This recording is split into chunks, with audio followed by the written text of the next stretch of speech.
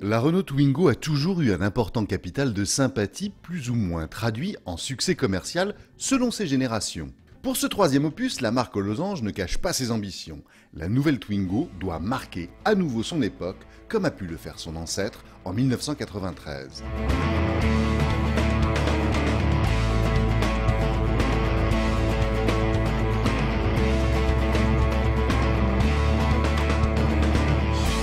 À ceux qui trouvent que la nouvelle venue fait penser à la Fiat 500, la marque se défend en disant notamment que l'architecture à moteur arrière imposait en partie ce type de silhouette. Pourtant, on n'a pas entendu les mêmes comparaisons entre l'italienne et la Smart qui partagent sa plateforme et ses blocs avec la nouvelle Twingo. La puce française affiche ainsi une bouille rondouillarde sympathique avec un regard fait de 6 blocs tout ronds, dont 2 canons à LED en guise de feu de jour. La calandre s'avère fidèle à l'identité instaurée par le département dirigé par Lorenz van den Acker. L'idée n'était pas de basculer dans le style néo-rétro, même si l'inspiration avec la mémorable R5 Turbo n'est pas un secret. Les feux arrière au bout des ailes légèrement gonflés illustrent le lien de parenté avec l'aïeul. Le style n'a rien d'élancé, mais on aime bien. L'intérieur tout en rondeur et coloré se compose exclusivement de panneaux en plastique dur. La présentation apparaît dans la lignée de concurrentes comme la triplette C1 108 Aygo, mais de meilleure qualité. On regrette simplement le bac de rangement amovible devant le levier de vitesse qui sort de son logement au moindre coup de genou. À l'emplacement de la boîte à gants, on pourra choisir un couvercle ou une pochette intégrée qu'on peut emmener avec soi. Autre astuce de rangement dans cette lilliputienne, une trappe à parapluie sous la banquette arrière. Cette dernière dispose d'un dossier réglable au bénéfice de l'espace de chargement du coffre. En revanche, elle ne coulisse plus comme ce fut le cas dans les précédentes générations. Les passagers installés à l'arrière disposent d'un espace raisonnable, sans plus. Ils auront en revanche une visibilité sur l'avant, bouchée par les imposants sièges à appui-tête intégrés. En outre, les vitres s'entrebâillent seulement.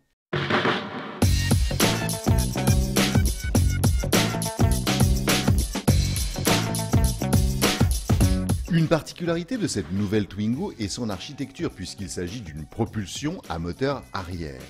Cela vient de la plateforme commune partagée avec la Smart. Sous notre capot arrière, un 3 cylindres turbo TCE de 90 chevaux. On aurait apprécié un peu plus de nervosité sur les 2 premiers rapports, mais il n'a rien de ridicule sur les routes et autoroutes. Ce qu'on remarque d'abord en roulant, c'est que l'insonorisation est mieux maîtrisée que dans la plupart de ses concurrentes.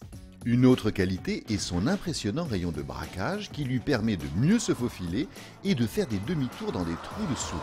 En revanche, le confort des sièges moelleux se voit gâché par l'amortissement ferme. Mais le châssis s'avère être particulièrement efficace quand il s'agit de sortir des agglomérations. Sur ce point, elle laisse loin derrière ses rivales franco-nippones.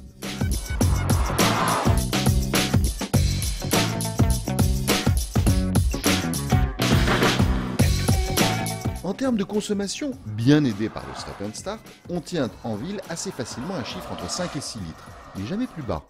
Ensuite, comme avec beaucoup de 3 cylindres, cela peut s'envoler allègrement au-delà des 8 litres en conduite déraisonnable.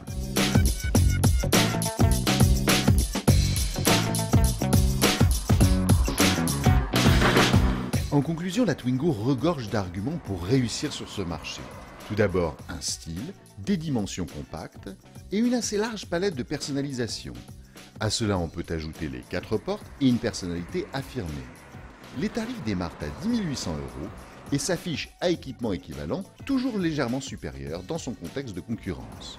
Comptez environ 15 000 € pour notre modèle d'essai et ne cherchez pas de moteur diesel, il n'y en aura pas. La boîte automatique, quant à elle, devrait arriver prochainement.